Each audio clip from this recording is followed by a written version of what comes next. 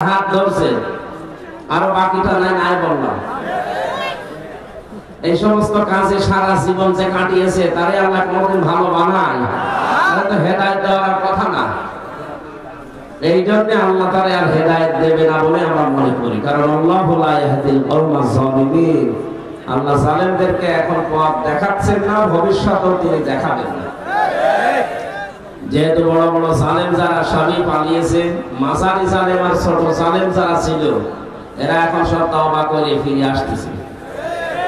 আজকেও দেখলাম এক জেলাতে 250-র উপরে তওবা করে কালেমা পড়ে মুসলমান হচ্ছে। মনে হচ্ছে যে ওরা এতদিন অন্য ধর্ম ছিল।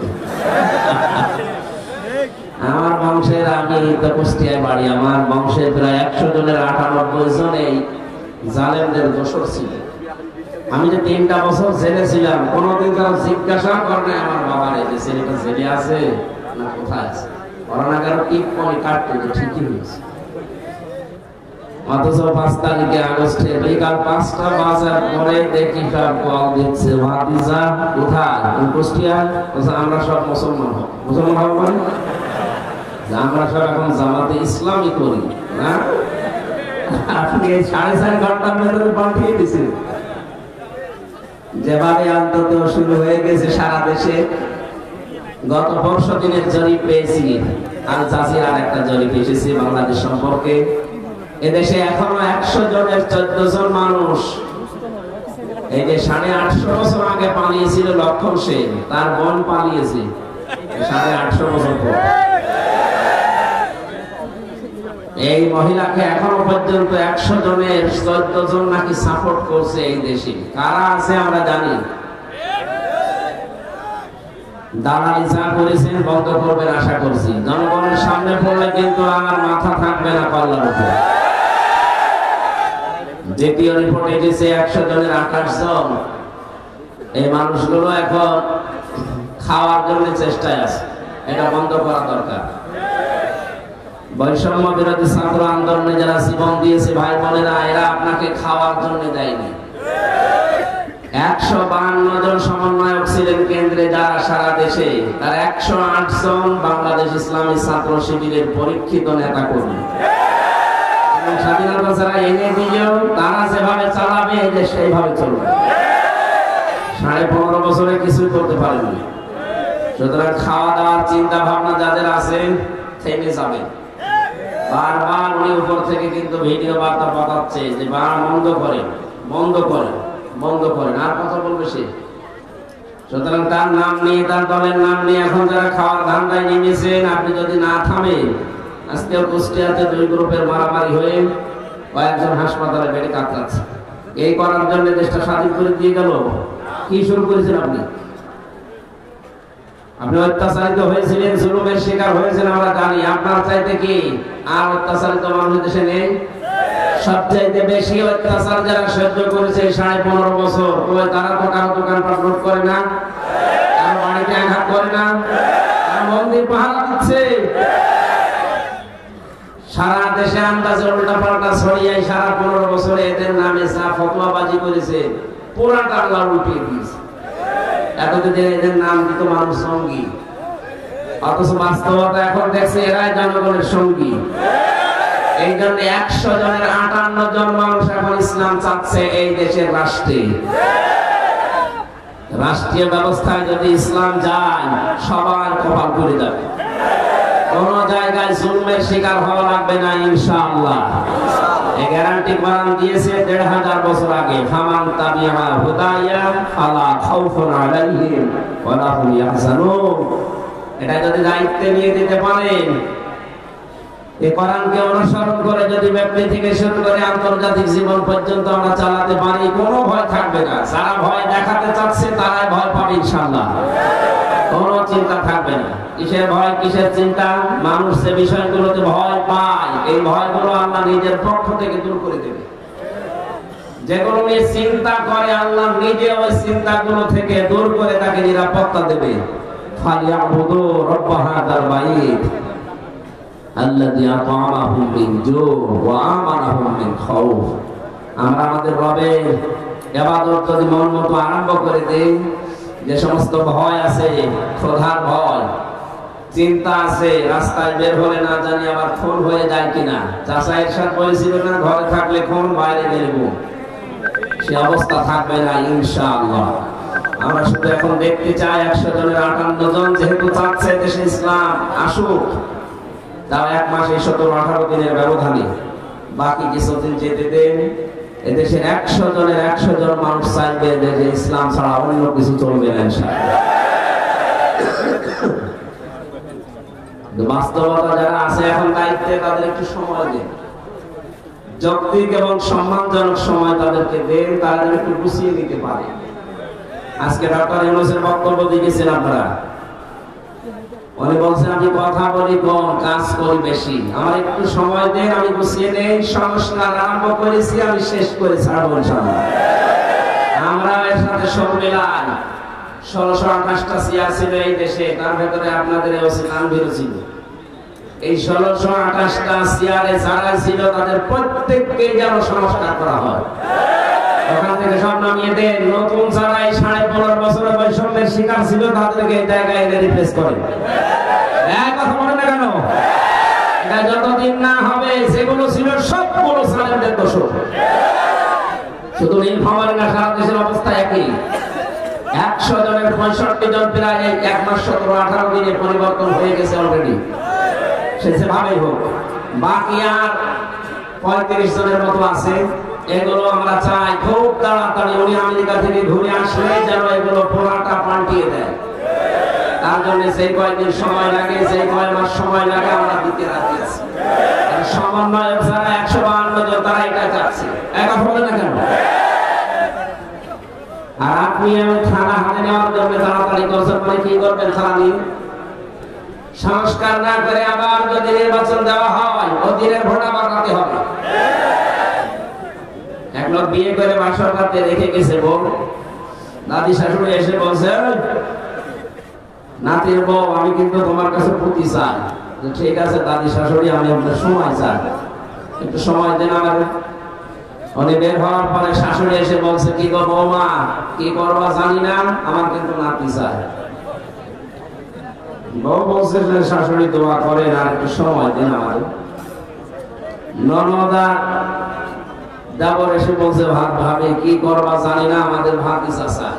কি চাই? স্বামী এসে বলছে, কি করো, আমার বেবি চাই। বউ মাথা করে বসে, তোমরা কিছু পাগলের বংশ। আমি এসে বসলাম, এখন কিছু হয়নি। এরপরে 10 মাস 10 দিন সময় তো দিবা। কেউ এসে বলো আমার ভাতিজা চাই, কেউ নাতি চাই, কেউ পতি চাই, এখন তুমি বলছো আমার বেবি চাই। আমার তো সময় দেন না, কেমন এসে বসলাম, এখন কিছু হয়নি। আমি তো এগুলো সব ডাউনলোড করে নিয়ে আনবো, সময় দেন না। কেবল 15.5 বছরের সংসার দূর করায় 15.5 দিনে সম্ভব? সময় দেওয়া লাগবে না? তাই বলে আমরা বেশি সময় দিতে চাই না, চক্রিক একটা সময় দিতে চাই, সম্মানজনক সময়। তারা যেন এই লেভেল করে আমাদের হাতে দিয়ে ওনারা যেন বিদায় নেয়, নাকি? ইনশাআল্লাহ তাই হচ্ছে এবং হবে বলে আমরা আশা করছি। যে মানুষগুলোর এখন এই 1 মাস 12-13 দিন 17 দিন পরে যাদের চুলকানি উঠছে, এই কিছু রাম আর বাংলা, এরা ডাক দিয়ে বলছে না এগুলোর পেছনে সব শিবিরের কাজ। হ্যাঁ, শিবিরেরই কাজ এটা। কারণ যুদ্ধ ক্ষেত্রে কৌশল অবলম্বন করা এটা নবীর সুন্নাত। একবার বলে না কেন? বিশ্বনবী যেদিন মক্কা বিজয় করবে, ওই দিন তিনি কাবা শরীফ থেকে অদূরে একটা জায়গায় তাঁবু টানিয়েছিলেন। 10,000 সাহাবী তার সাথে, সবার হাতে তরবারি ছিল। নবীজি বললেন না, এখানে কৌশল করা লাগবে, তোমরা এই রাতের বেলা এখানে তাঁবু টাঙাও, এই জায়গাতে তোমরা 3টা কাজ বেশি করবা, আর পরবর্তীতে তোমরা 3টা কাজ করবাই না। 1 নম্বরে কাজ করবা যেটা বেশি, পায়খানা বা টয়লেট, এটা বানাবা একেবারে কম, কয়েকটা। যেটা রান্না করে চুলা বলে, রান্নাঘর বলে, এটা বানাবা মন মতো। 10,000 মানুষ এক একজন 5টা করে 10টা করে বানাবে। আর আমার শত্রু আবু সুফিয়ান, এর বাড়িতে যদি কেউ আশ্রয় নেয় দেখো, তাহলে তাকে কিচ্ছু বলবো না। 1500 বছর আগের এই ঘটনা ইতিহাসে পড়ার পর আমার মনে হয় এই ১,৫০০ বছর পর ২০২৪ সালে এদেশে যাকে দেখলে আল্লাহর কথা মনে হয় সেই লোকটা বাস্তবে দেখিস। কথা বলছেন, আমি তাকান মিলে যাবে একেবারে খাপে খাপ। উনি অবলম্বন করেছিলেন কৌশল।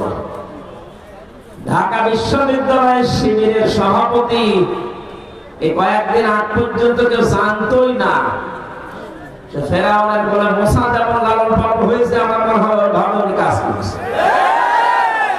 তাই এদেশের প্রতিটি জনগণের অন্তত সম্ভব ঘনা দেওয়ার দরকার ছিল এই কৌশল অবলম্বন করার। আর না, অনেক মুনাফিক অনেক জালেম এখন উল্টা পাল্টা ফতোয়া দিচ্ছে। কেন এতদিন তার পরিচয় গোপন ছিল, এতদিন মাথায় তুলে আপনি নাচিয়েছেন, এখন পরিচয়টা দেওয়ার পরে আপনার কি সমস্যা? কি আমি চাই এদেশের ছাত্র দল যেমন প্রতিষ্ঠিত হোক, আমি চাই এদেশে চরমনার আন্দোলনের যারা ছাত্র আছে, ইসলামী শাসনতন্ত্র আন্দোলনের ছাত্র যারা, তারা প্রতিষ্ঠিত হোক। আমি ওইভাবে আমার মন উদার, এজন্য চাই ইসলামী ছাত্র শিবির এদেশে ওইভাবে প্রতিষ্ঠিত হোক। আমার তো ছেলে নেই, আমার মেয়ে আছে। আমি চাই আমার মেয়েদেরকে মানুষের মতো মানুষ করার জন্য একটা সংগঠনের দেশে আমার মন মতো আছে। আমি ধাসে ধাসে পরীক্ষিত, সেটা ইসলামী ছাত্রী সংস্থা। আমি আপনাকে গ্যারান্টি দিচ্ছি, যদি শেষ বয়সে বৃদ্ধাশ্রমে যেতে না চান, যদি নিজের ছেলে নিজের মেয়েকে নেশাগ্রস্ত অবস্থায় দেখতে না চান, ইসলামী ছাত্রী সংস্থা ইসলামী ছাত্র শিবিরে নির্দ্বিধায় দিয়ে দেন, আমি গ্যারান্টি দিচ্ছি এই দুইটা কাজ জীবনে পাবেন না। একমাত্র ছাত্র সংস্থা বাংলাদেশে একটাই, অন্যগুলো আছে ইসলামী যারা আছে, কিন্তু এটা আমি পরীক্ষিত, এদের ভেতরে কোনো নেশাখোর নেই। আপনি আল্লাহর ওলি দেখার জন্য সেই বরিশাল চলে যান, আল্লাহর ওলি দেখার জন্য চলে যাচ্ছেন সেই চট্টগ্রামে, সিলেটে। কিসের আল্লাহর ওলি?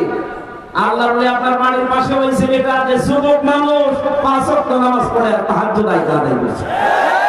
এটা ট্রেনিং দেওয়ার জন্য ইসলামী ছাত্র শিবির ইসলামী ছাত্রী সংস্থা, এটা আল্লাহর নিয়ামত। আমি আবার বলছি, সেটা আল্লাহ আমাকে দেয়নি, দুইটা নেই, দুইটাকে কোন জায়গায় ভর্তি করে দেবো। আমার জীবনের কোন চিন্তা থাকবে না তাদের নিয়ে, কারণ ওইভাবে তারা ধাসে ধাসে গড়ে তুলবে। ৫ ওয়াক্ত নামাজ পড়লে রিপোর্ট লেখা লাগে যে আমি ৫ ওয়াক্ত নামাজ পড়েছি। আমি পরীক্ষিত এই কারণে বলছি, কয়েকদিন আগে আমার একটা শপথ ছিল, কিন্তু হয়নি। ১২০টার উপরে আমরা প্রশ্ন দিয়েছি, পারিবারিক জীবন সম্পর্কে ২০টার উপরে। আমি সারা দেশে কোরআনের ওয়াজ করে বেড়াই, অথচ আমি পরীক্ষায় পাশ করতে পারলাম না, আমার সিরিয়াল আবার পেছিয়ে দিয়েছি। তাহলে যারা পাশ করেছে ওরা যদি সত্যি পাশ করে থাকে, তারা কোন ধাঁচের মানুষ আপনি পাচ্ছেন না? নবীজি যা করেছিলেন আমার মনে হচ্ছে ১,৫০০ বছর পরে তাই করছে এই মানুষগুলো। এমনি এমনি আল্লাহ একেবারে সহজে বিষয় দিয়ে দিল, এর ভেতরে কত ঘাম, কত রক্ত, কত কৌশল, কত বুদ্ধি আপনি টের পাচ্ছেন। ১৫.৫ বছর বহু চেষ্টা হয়েছে, কিচ্ছু হয় না। জালেম আরো তার বৃদ্ধি বাড়িয়েছে। কথা বলেন।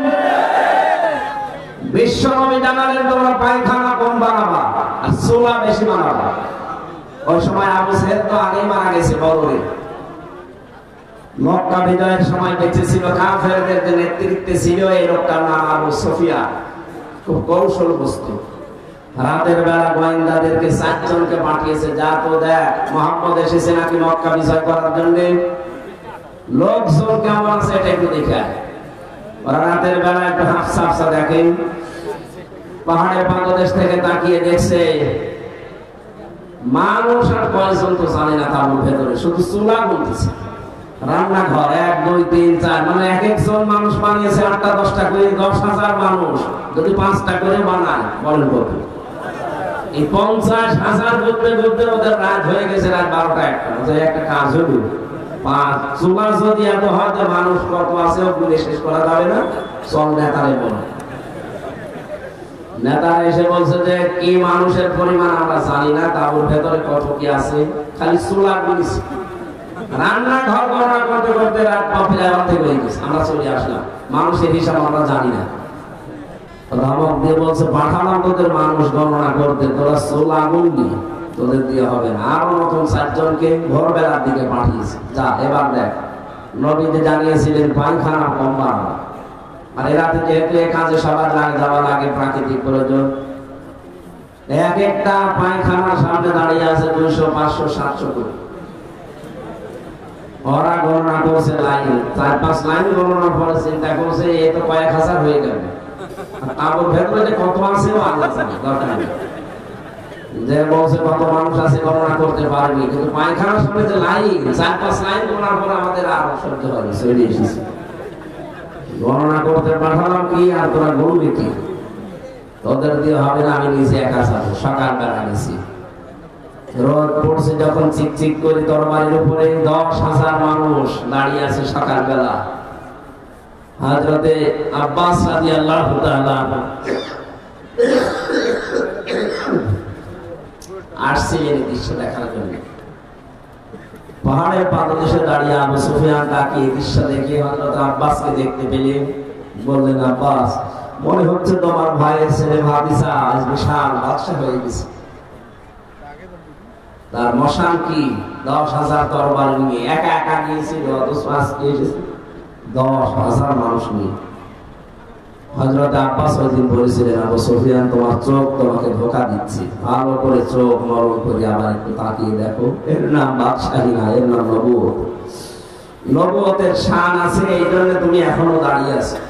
নবুয়ত যদি না হতো তাহলে তোমার মতো কাফের এই জায়গায় কল্লা নিয়ে বডির উপরে দাঁড়িয়ে থাকতে পারবে না। আগস্টের 5-এর পরে যারা ইসলাম বোঝেন না তারা কিন্তু উল্টাপাল্টা শুরু করেছিলেন, কিন্তু সত্যি যারা ইসলাম বোঝে 152 জনের ভেতরে 108 জন যারা তাকান্ত, তারাও ঠিক এইটাই কায়েম করেছে। তারা দেখিয়েছে, কিন্তু একটাকে আঘাত করে না। শেষ পর্যন্ত একটা মুসলমান হয়ে গিয়েছিল। চিন্তা করেছিলেন কোথায়, শত্রুদের ঘরে আশ্রয় নিলে বলেছিলেন মাফ করে দিবা। এত বড় কঠোর এবং প্রকাশ্য শত্রু ছিল আবু সুফিয়ান। আমার তো মনে হচ্ছিল বা 5 তারিখের পর থেকে অন্য কিছু মনে হয় আমাদের দ্বারা হবে, কারণ আমার নিজেরও রাগ ছিল। 3টা বছর বিনা কারণে তারা কষ্ট দিয়েছে আমার। যেখানে এমনি দিয়ে দিতে 3 বছর না 10 বছর রেখে দিতে। আমার যে মামলায় তো মানে বাড়িতেও রাখা যায় না, জান্নাতে রাখা যায় না। আর আমার ওরা ফাঁসির কন্ডেম সেলের ভেতরে 24 ঘন্টা তালা লাগিয়ে আবার সিসি ক্যামেরা দিয়ে রাখে। আমার সাথে কেউ কথা না বলে। মাওলানা মামুনুল হক আর আমার এত কষ্ট দিয়েছে, রিমান্ডে তো দিয়েছে মাটির নিচে নিয়ে, জেলখানার ভেতরে। আর অধিকাংশ করতো আমাদের মালায়ান হিন্দু, দেবদাস, সুব্রত বালা, দেবদুলা, আশিক কুমার, এই নামগুলো মুখস্থ হয়ে গেছে। 3 বছর এরা ছিল মুসলমান দিত না, মনে করতো মুসলমান দিলে যদি ওর উপর দয়া দেখা, খাবার দাবারের যে অবস্থা মনে করতো এই যেন খাবারটা মাখিয়ে এরপরে দিয়েছে। অথচ উনি নিজেও আমার সাথে 4 দিন ছিলেন। ডাক্তার শফিকুর রহমান এই লোকটা ঘোষণায় দিয়ে দিলেন যে আমরা আমার নিজের পক্ষ থেকে যা অত্যাচারিত হয়েছি, আমার দলের পক্ষ থেকে সব আল্লাহর জন্য মাফ করে দিলাম।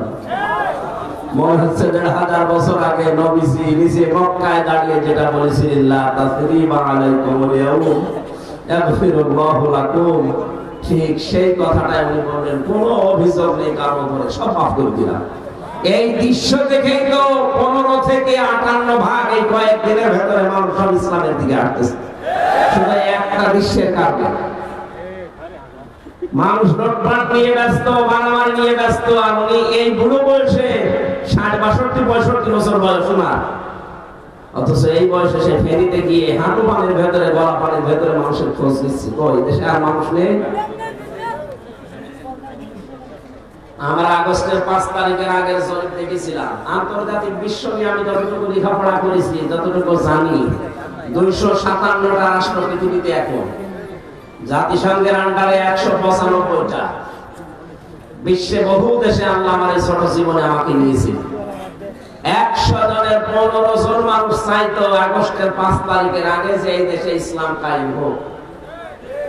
তোমার তো 1 মাস 16-17 দিনের ব্যবধানে গত 10 দিনের রিপোর্ট আমি বানাইনি। আল জাজিরা আন্তর্জাতিক একটা রিপোর্ট দিয়েছে দেশের রক্ষণ করে, আন্দাজে দেয়নি তারা, চিন্তা ভাবনা করে তারা দিয়েছে 100 জনের 58 জন মানুষ এখন চাচ্ছে বাংলাদেশে আল্লাহর কোরআন কায়েম হোক। আর এটা কায়েম করার জন্য যিনি পালিয়েছে তার দ্বারা সম্ভব? কথা বলে না কেন? সম্ভব যাদের জন্য, যাদের দ্বারা আপনি পাচ্ছেন না, যাদের দেখলে আল্লাহর কথা মনে হয়। এই লোকটার অ্যাক্টিভিটিস, এই লোকটার ইখলাস, এই লোকটার তাওয়াক্কুল, তার ইবাদত আমি নিজে দেখেছি। আমি এই বয়স, আমার 33 বছর বয়স, এক দেড় পারা দাঁড়িয়ে পড়তে গেলাম পায়ে ব্যথা হয়। আর উনি এক একটা সেজদায় 45 মিনিট 1 ঘন্টা সেজদায় পড়ে আছে। আমার বাবা চাইতে বয়স বেশি, আমার বাবার 52, আমার 62 উপরে। এত বয়সে যদি ইবাদত করতে পারে, যৌবন বয়সে কি করেছে তার ইখলাস থেকেই তো আল্লাহ মানুষের মনের ভেতরে মহব্বত, ভালোবাসা ঢেলে দিয়েছে। প্রকাশ্য শত্রু তারপরও সামনে গেলে নরম হয়ে যায়। কুষ্টিয়ায় গিয়েছিল কিছুদিন আগে, এক নজর দেখার জন্য হিন্দু পর্যন্ত পাগল, যে একটু দেখতে দে। এই ভালোবাসাটা পয়দা করেছে টাকা পয়সা দিয়ে। কথা বলেন। আল্লাহ বলেন, কোন মানুষ যখন ঈমান আর আমলে উত্তীর্ণ হয়, তখন আমি আল্লাহ ওই লোকটার প্রতি সৃষ্টি জগতের ভেতরে একটা ভালোবাসা পয়দা করে দিই। এটা বাস্তব আমরা এখন দেখলাম। সুতরাং চুলকানি যাদের উঠতেছে, শিবিরের নাম শুনেছে, সমন্বয়ক 152 ভেতরে 108 জন শিবির। আর শয়তান তোর ছেলে মেয়ে কোথায় ছিল? বল, তোর ছেলে মেয়ে কোথায় ছিল এতদিন? যারা জীবন দিয়েছে সাইদা মুসাইদের উপরে, শিবিরের সাথে ছিল। কথা বলে না কেন? পুলিশের গাড়ি থেকে যাকে আহত অবস্থার উপর থেকে টান দিয়ে ফেলে দিয়েছিল, আমি শিবিরের সদস্য ছিল। টের পাচ্ছেন কথাটা কি হয়েছে? তাহলে আন্দাজে না পাচ্ছেন এখন আপনি কি করেছেন 5.5 বছর? কিচ্ছু অবদান আপনার নেই। সুতরাং নাস্তিক যে কয়টা নাম আর বামরা যখন লাফাচ্ছে, আমার মনে হয় এদেরকে ওই ফরিদউদ্দিন মাসুদ, রুহুল আমিনের মতো অবাঞ্ছিত ঘোষণা করা দরকার দেশে। ক্যান্সারের দেশে এই জালেমের এত বড় বেশি ক্ষমতা ছিল না। খালি আলেম নামে কিছু জালেম তাকে পরামর্শ দিত, তার ভেতরে ফরিদউদ্দিন মাসুদ। এই লোকটা যদি কোরআনের পাখির ফাঁসি চাইতে পারে, আমরাও উল্টা করে তার ফাঁসি এখন চাই।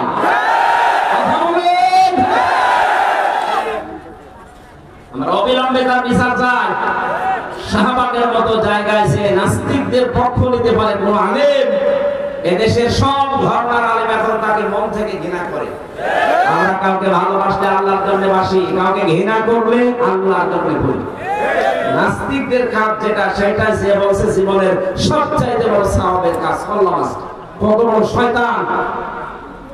ওর নামে অনেক পীর এখন সাফাই গাছে, তো আমাদের তাবই হয়। কিসের তাবই আপনার? কোরআনে কারীম জানিয়েছে, যারা আল্লাহ রাসূল এবং জিহাদের বিরুদ্ধে অবস্থান নেয়, তারা যদি নিজের বাবা মা হয়, স্ত্রী হয়, সন্তান হয়, তাও তাদের বাদ দেওয়া লাগবে। সূরা তাওবা আয়াত, সূরা তাওবা 23 নম্বর আয়াতে তাফসীর পড়ে দেখেন, এখানে 8-9 জনের ব্যাখ্যা আছে।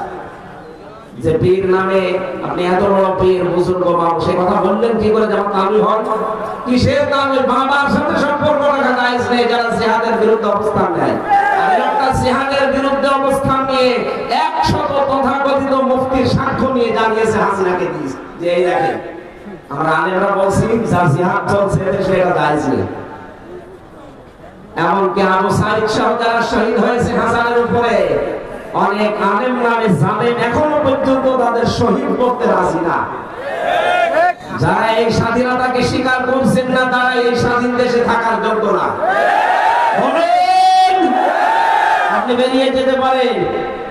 71 সালে যাদের ভূমিকা উল্টা ছিল, তাদেরকে যদি দেশ থেকে বের করার জন্য ঘোষণা আসতে পারে, 24 সালের এই স্বাধীনতায় যারা এখনো পর্যন্ত মেনে নিতে পারছেন না, 100 জনের 1400 এখনো আছে। আমরা চাই আপনারা চলে যান, যান, যেখানে যাবেন যান, যেহেতু চলে গেছে আপনারা যান, দরকার নেই আপনাদের।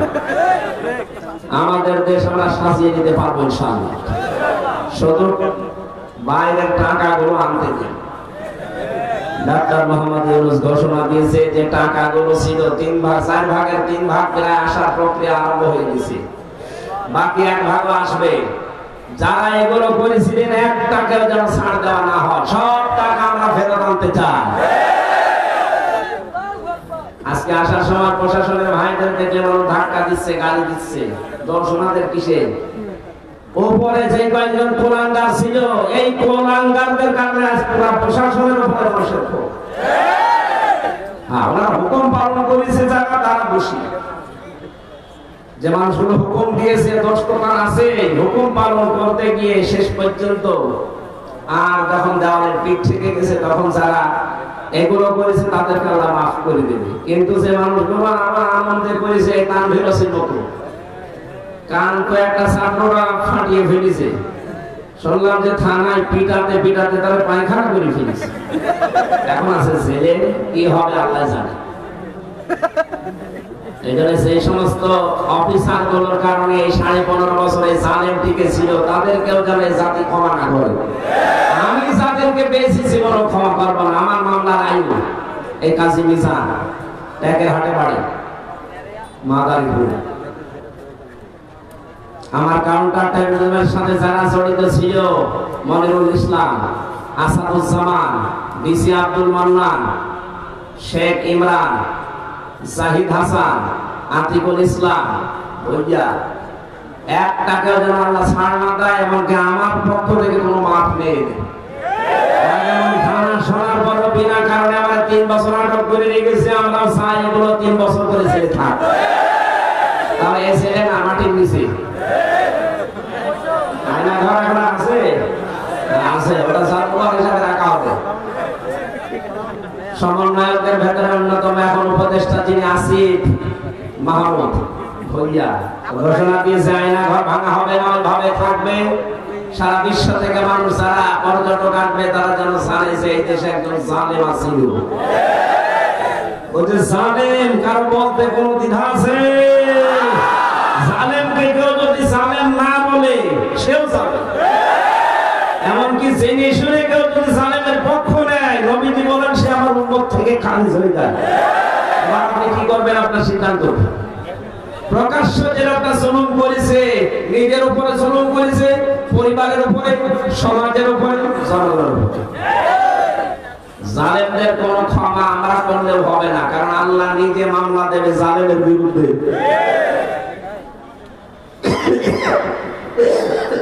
কথাটা খুব ভয়ঙ্কর কথা, আল্লাহ নিজে মামলা দেবে। আপনি টের পাচ্ছেন?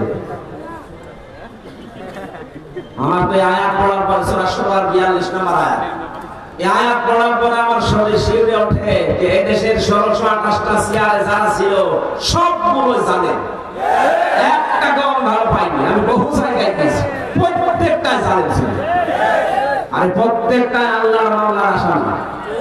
বলেন কেন? সূরা আলে ইমরানের 168 নম্বর আয়াতে আছে, 78 নম্বর আয়াত, ওয়ালা ইয়াহসাবান্নাল্লাযীনা কাফারু আন্নামা নুমলি লাহুম খায়রুল লিআনফুসিহিম ইন্নামা নুমলি লাহুম লিয়াজদাদু ইসমা ওয়া লাহুম আযাবুম মুহিন।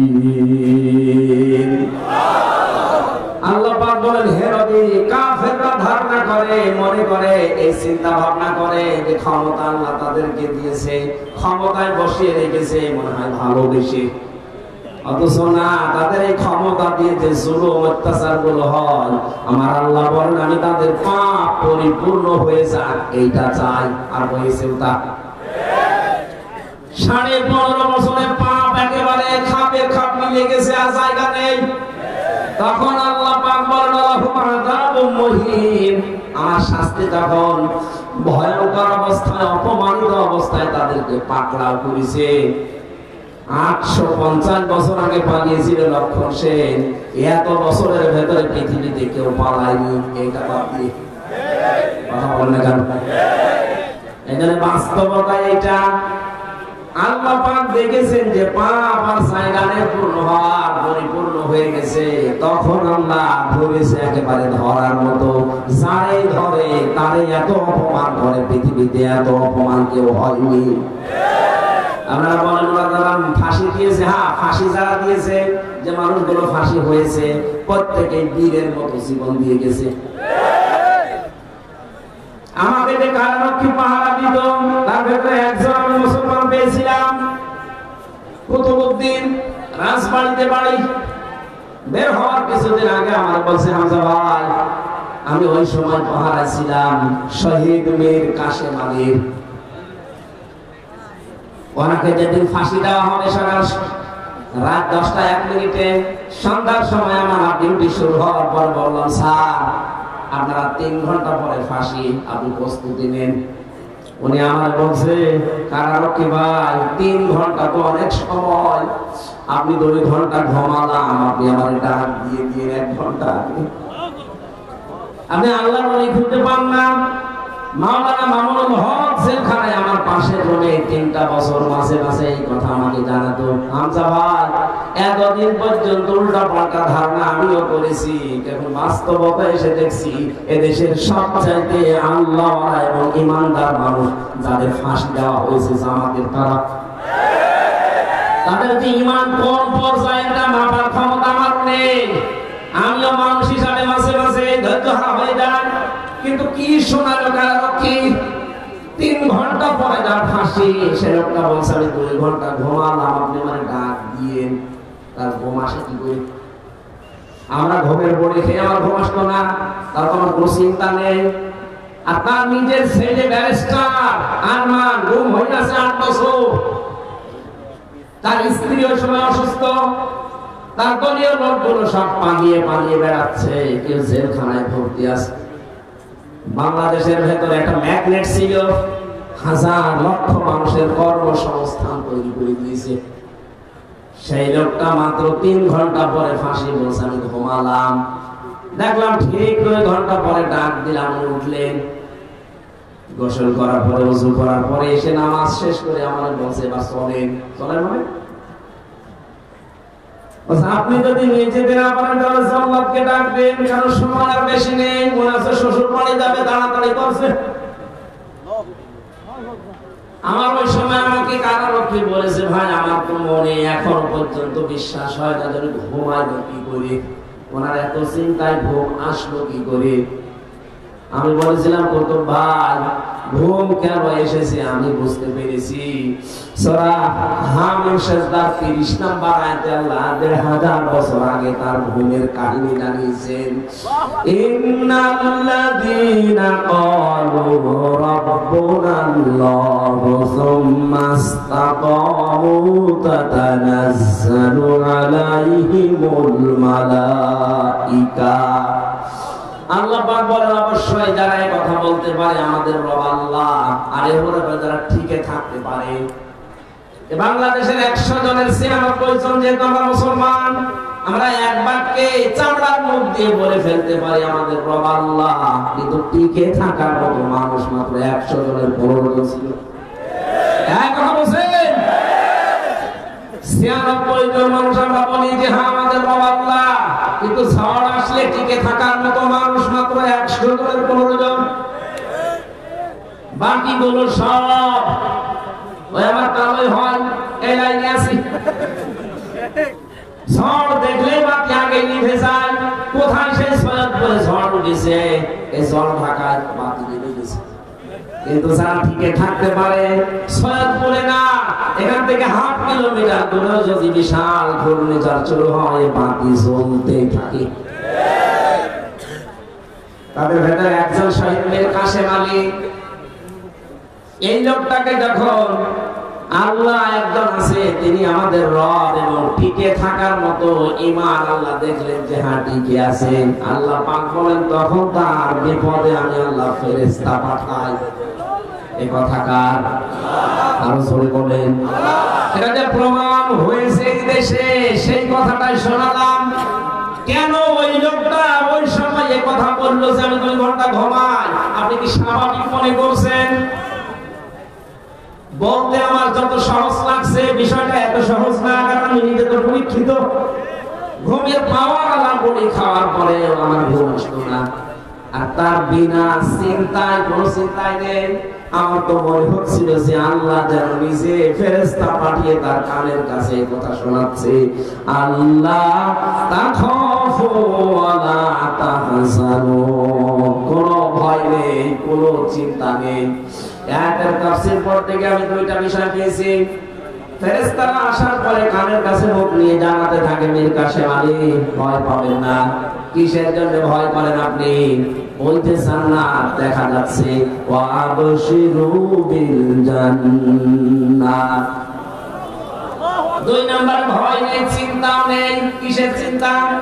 হয়তো আপনার ছেলে ব্যারিস্টার গুম হয়ে আছে, চিন্তা হতে পারে। আপনার দ্বারা লক্ষ লক্ষ মানুষের কর্মসংস্থান তৈরি হয়েছে, তাদের কি হবে এই চিন্তা হতে পারে। কারণ বাতিলরা সবগুলো দুই নাম্বারই করে নিয়েছে। এটা ইসলামী ব্যাংক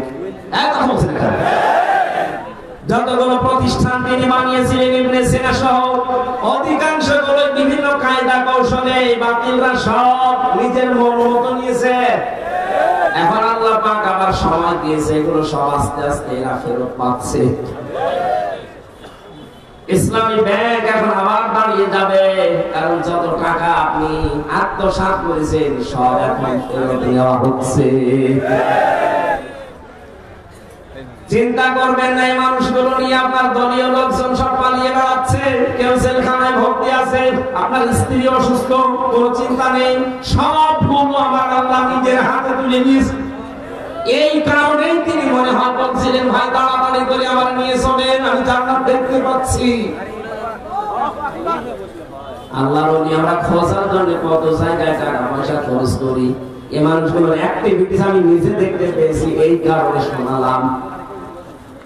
আল্লাহ কুনতুম তুআদুন, যার ওয়াদা আল্লাহ নিজে করেছেন, নাহানু আউলিয়াউকুম ফিল হায়াতিদ দুনিয়া ওয়া ফিল আখিরাহ। ফেরেশতারা যখন এসে বলে আমরা আপনাদের বন্ধু ছিলাম দুনিয়ায়, বন্ধু যদি না হবে মাত্র 1000-এর উপরে জীবন দিয়ে গেল কিছুদিন আগে। আমার তো মনে হচ্ছে শুধু শহীদ আবু সাইদ না রায়হান মুগ্ধ আমিন নায়েদের সাথে আল্লাহ বাবু পাঠিয়েছিলেন। কয়েক ঘন্টার ব্যবধানে যে এত পরিবর্তন হয়ে যাবে। কুষ্টিয়াতে আমার সামনে 5 তারিখে 14 জন মারা গেছে, একটার আগে 1:30টার সময় যখন পালাচ্ছে শুনলাম, এজন্য আমাকে জানিয়েছে। পরবর্তীতে শুনলাম যে ওর পরে আরো 2 জন মারা গেছে, 16 জন। ওই পর্যন্ত যারা গুলি চালিয়েছিলেন তাদের কোনো ক্ষমা নেই। তার ভেতরে একজন ছিল আমার বাড়ির নিচে, ওরা যদি জনগণ পায় কুষ্টিয়াতে পিটিয়ে মেরে ফেলবে। আপনি তো নিজেও জানতেন যে উনি পালিয়েছেন 1:00টার সময়, 4টা পর্যন্ত গুলি চালালেন কার হুকুমে বলে? বাড়িতে এসে দেখলাম যে তালা মালা নেই, আজও নেই, কাজও নেই, কোথায় গেছে ও জানে না। আমি কথা বলার জন্য ছোট্ট কাহিনীটা বললাম। সত্যি কোন মানুষ যদি আল্লাহকে রব বলার পরে টিকে থাকতে পারে, মহান আল্লাহ তাকে যে সাহায্য করে জমিনে, এটা আমরা নিজে দেখেছি। এই জন্য আমাদের ঈমান যা ছিল আল্লাহ আরো বাড়িয়ে দিয়েছেন, বলেন আমিন। এটা যেন টিকে থাকে। আমরা মুনাফিকি করতে চাই না। এই দেশ এখন ইসলামপন্থীদের হাতে সবচাইতে বড় নিরাপদ, এটা প্রমাণ হয়ে গেছে। ইসলাম যাদের কাছে নেই তাদের কাছে দেশ নিরাপদ না। তারা সুযোগ পেয়ে মাইন্ড কাটিং করবে, বেঁচে দিতে পারে। কিন্তু যাদের কাছে ইসলাম আছে তারা এ দেশ জীবন দিয়ে হলেও রক্ষা করবে, তার প্রমাণ আবু সাইদ। এই কথা বলি না কেন? সুতরাং আমরা চাই 58 জন যখন হয়ে গেছে আর কিছুদিন সময় দেন, এদেশের 100 জনের 100 জন চাইবে যে দেশে ইসলাম ছাড়া কিছু চলতে দেবে না। যারা দায়িত্বে আছে এরা যেহেতু অধিকাংশ গুলো মুসলমান, আল্লাহ এই মানুষগুলোকে যেন ওমরের মতো পাল্টিয়ে দেন। জোরে বলেন না কেন আমিন। পৃথিবীতে ভালো কাজ বলে আমরা যারা অনেক দরবার থেকে, অনেক জায়গা থেকে, অনেক দল থেকে ভালো কাজের এই শব্দটা নিয়ে চিল্লাপাল্লা হয়। ভালো কাজ কোনটা? এটা আজকে কোরআন দিয়ে আমরা জানবো, এরপরে সামনে আমাদের জীবন ওই ভালো কাজে লাগাবো ইনশাআল্লাহ। সূরা মুলকের 2টা আয়াত পড়েছি। প্রথম আয়াত আল্লাহর একত্ববাদ, আল্লাহর পরিচয়, বড়ত্ব, মহত্ব, গুরুত্ব, এই সমস্ত বিষয় নিয়ে আলোচনা আছে, আমি এটাই গেলাম না। দ্বিতীয় আয়াতে আছে আল্লাহ রাব্বুল আলামিন বলেন আল্লাযী খালাকাল মাউতা ওয়াল হায়াতা লিয়াবলুয়াকুম আইয়ুকুম আহসানু আমালা ওয়া হুয়াল আজিজুল গফুর। বলেন আমিন। রাব্বুল আলামিন বলেন সূরা মুলকের 2 নম্বর আয়াতে, তিনি সে আল্লাহ যিনি তোমাদের মওত আর হায়াত বানিয়েছেন একটা পরীক্ষা করার জন্য, যে সবচাইতে বেশি ভালো কাজ করে তার কাছে যেতে পারে। আমরা যেহেতু সবাই যাওয়া লাগবে, এটা আপনি যেতে চান আর না চান যাওয়াই লাগবে, এটাই ফাইনাল। কথা বলেন, যাওয়ার আগে আল্লাহ দেখতে চাই আইয়ুকুম আহসানু আমালা, সবচাইতে ভালো কাজকে তার কাছে নিয়ে যেতে পারে। আল্লাহ কিন্তু আমাদের কাছে বেশি কাজ চান না, তিনি ভালো কাজ চান।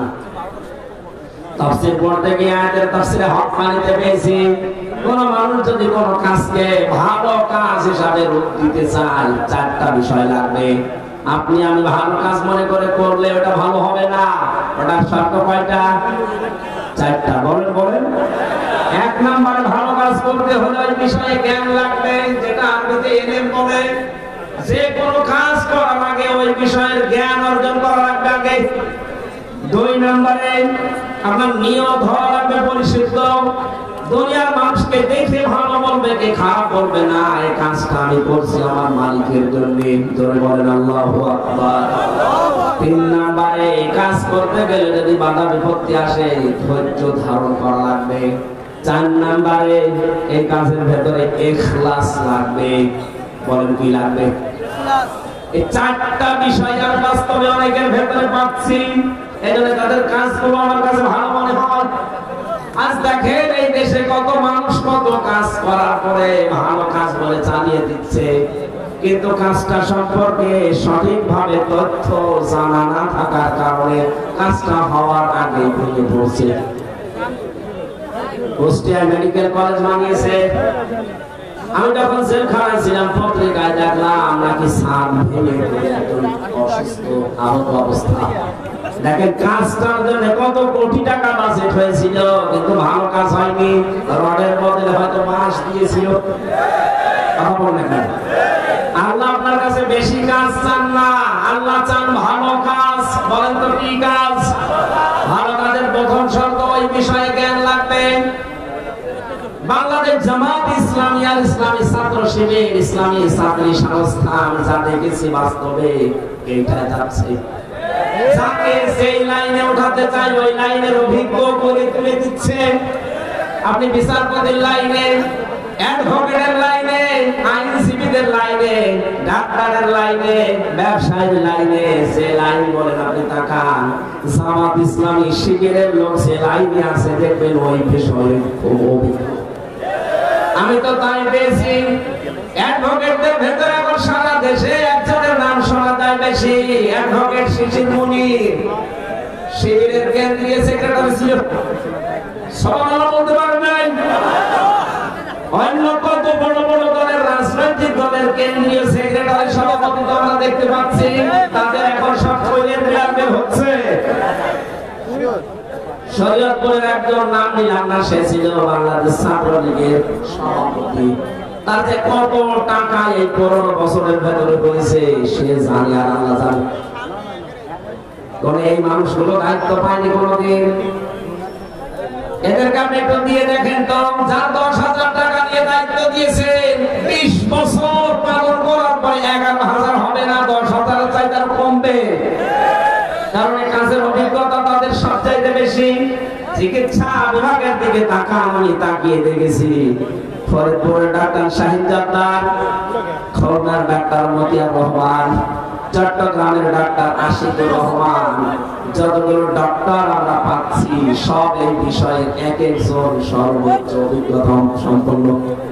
ডাক্তার মতিয়ার রহমানের নাম বললাম, সারা পৃথিবীর ভেতরে 8 জনের নাম পেয়েছি আমরা, যে মানুষগুলো অপারেশন করে কম্পিউটারের মাধ্যমে পিত্তথলির পাথর বের করার অভিজ্ঞতা সবচাইতে বেশি। শুধু বাংলাদেশ না, সারা পৃথিবীর ভেতরে, তার ভেতরে উনি একজন। এই মানুষগুলো সব এখান থেকে তৈরি হওয়া। এদের ভালো কাজ যদি আমরা চাই আগে ওই বিষয়ের অভিজ্ঞতা থাকা লাগবে, আমাদের ইলম থাকা লাগবে, জ্ঞান থাকা লাগবে। 2 নম্বরে কি বললাম, ইলম থাকলে হবে না, ওই বিষয়ে নিয়ত ঠিক করা লাগবে। বাস্তবে আমি যতটুকু ওয়াজ করছি আমি দেখতে পাচ্ছি এদের নিয়ত 100-তে 100% শহীদ। 3 নাম্বার ধৈর্য ধারণ করা, এটা আমি পেয়েছি। এটিকে থাকতে গিয়ে 15.5 বছরে কত ধৈর্যের পরীক্ষা যে দেওয়া লেগেছে ওই জায়গাগুলোতে, আপনি হয়তো বাস্তবে টের পাননি, আমি নিজে টের পেয়েছি। বৈষম্য বিরোধী ছাত্র আন্দোলন এমনি শুরু হয়নি, 15.5 বছরে ফার্স্ট ক্লাস ফার্স্ট হওয়ার পরেও 80 রোল নাম্বার সে জায়গায় চলে যায় টাকা দিয়ে, আর 1 রোল নাম্বার সে চলে যায় একেবারে পেছনের লাইনে। এই কারণে আন্দোলন আরম্ভ হয়েছিল। ধৈর্যের পরীক্ষায় যারা উত্তীর্ণ হয়ে গেছে। 4 নম্বরে যেটা ইখলাস, এটা আমার ছাড়া তো আপনি বেশি বুঝবেন না, আমি তো নিজে পরীক্ষা করে দেখছি ইখলাস কার ভেতরে বেশি। এমন একটা দলের নাম বলছি যে দলে লক্ষ লক্ষ মানুষ এই দেশে এখন, কিন্তু একটা বেনামাজি নেই। সুবহানাল্লাহ বলতে পারবেন না? একটা দুর্নীতি করেছে এমন প্রমাণ নেই, অথচ তারা রাষ্ট্রের বড় বড় দায়িত্ব পালন করেছে। চরিত্রহীন নেই, সেরাখর নেই, এমনকি বিড়ি খায় এমন মানুষের দলে নেই। এর চাইতে আস্থার জায়গা যদি কোনো জায়গায় পান, আপনি আমার নিয়ে চলে যাবেন, সেখানে যাবো। কিন্তু এর চাইতে আস্থার জায়গা যদি না থাকে, আহ্বান জানাচ্ছি ফিরে আসেন, বলবেন যে আমরা তো দাওয়াত দেয়নি, দাওয়াত দিয়ে গেলাম। এরপরে যদি আপনি দাওয়াত না মেনে উল্টার দিকে যান, এটা আপনার কপালে আগুন লাগবে, আমার আর কিছু করার নেই। আল্লাহ আমাদের মউত আর হায়াত বানিয়ে পাঠিয়েছিলেন ভালো কাজ করার জন্য। 2 নম্বর ব্যাখ্যায় আসছি, এই পৃথিবীতে সবচাইতে ভালো কাজ আল্লাহ পাক যাকে জানিয়েছেন তিনি আমাদের রাসূল। কথা বলেন কেন?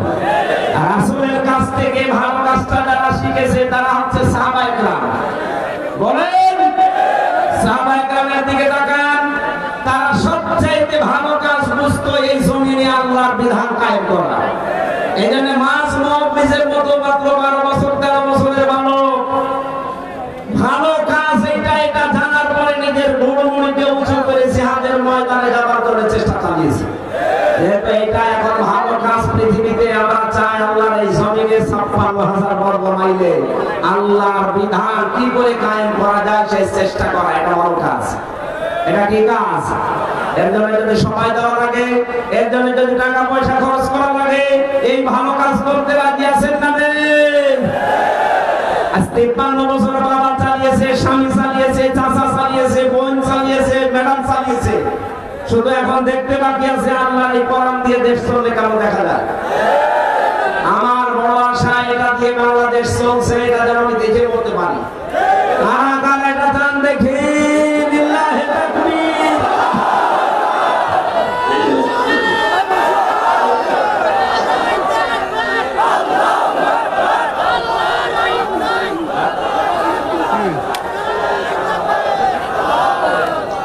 সম্মানিত মানব যারা এসেছেন, আপনাদের জন্য পৃথিবীতে ভালো কাজ এইটাই, আল্লাহর জমিনে আল্লাহর দ্বীন কায়েমের জন্য আপনার সন্তান, আপনার স্বামী, আপনার ছেলে, আপনার জামাই, তাদেরকে আপনি রেডি করে দেবেন। আল্লাহ কবুল করুন, আল্লাহুম্মা আমিন। লা ইলাহা ইল্লা আনতা সুবহানাকা ইন্নী কুনতু মিনাজ জালিমিন। রব্বানা আতিনা ফিদ দুনিয়া হাসানাহ ওয়া ফিল আখিরাতি হাসানাহ ওয়া কিনা আযাবান নার। বহু কষ্ট স্বীকার করে এই প্রতিকূল পরিবেশের ভেতরে যারা বসে আছে এদেরকে তুমি কবুল করে নাও। মাহফিলের আয়োজন করতে গিয়ে যারা শ্রম দিয়েছে আল্লাহ এদেরকে তুমি মঞ্জুর করো। যে যেইভাবে টাকা পয়সা খরচ করেছে আল্লাহ প্রত্যেকের টাকা ওসমানের সাথে কবুল করে নাও। মাহফিলের প্রধান অতিথি আবু সালেহ ভাইকে মঞ্জুর করো, সভাপতি আব্দুর রউফ চৌধুরীকে মঞ্জুর করো, যত অতিথি এসেছে আল্লাহ তাআলা এই সদর থানার ওসি যারা আবু সাইদ খান সহ যত পুলিশ সদস্য ভাইরা এসেছে, এদের আজকের এই দায়িত্ব পালন করা তুমি ইবাদত হিসাবে মঞ্জুর করে নাও। আমি নিজে সহ যারা অসুস্থ আছি তুমি আমাদেরকে শেফায়ে কামেলা আজলা নসিব করো। রব্বুল আলামিন আমরা বিশ্বাস করি রোগ দেওয়ার মালিক তুমি, শেফা দেওয়ার মালিক তুমি। মেহেরবানি করে আমাদের শরীরে যত রোগ দিয়েছো সব দূর করে দাও। এলাকায় মাটির নিচে যা ঘুমিয়ে আছে কোরআনের ইজ্জতে মাফ করে দাও। আমি আমার ঈমান থেকে কথা বলেছি আল্লাহ, আমি ইখলাস নিয়ে কথা বলার চেষ্টা চালিয়েছি। যে মানুষগুলো এই স্বাধীনতা যুদ্ধে ৭১ সালে ২৪ সালে যারা জীবন দিয়েছে আল্লাহ, এই মানুষগুলোকে কবরে তুমি জান্নাত দিয়ে দাও। দোয়া চেয়েছে দেশনেত্রী বেগম খালেদা জিয়ার জন্য, ভীষণ অসুস্থ অবস্থায় আছে আল্লাহ, লক্ষ লক্ষ মানুষ তার জন্য দোয়া করছে, তুমি শেফা দিয়ে দাও। আবার সুস্থ অবস্থায় তুমি জনগণের কাছে তাকে ফিরিয়ে দাও। রব্বুল আলামিন শেষ কথা বলি, বাংলাদেশে কিয়ামতের আগে কোন জালেম যেন চেয়ারে বসতে না পারে। বারাকাল্লাহু লানা ওয়া লাকুম ফিল কোরআনিল আযীম। মরণ আসলেই যেন বলতে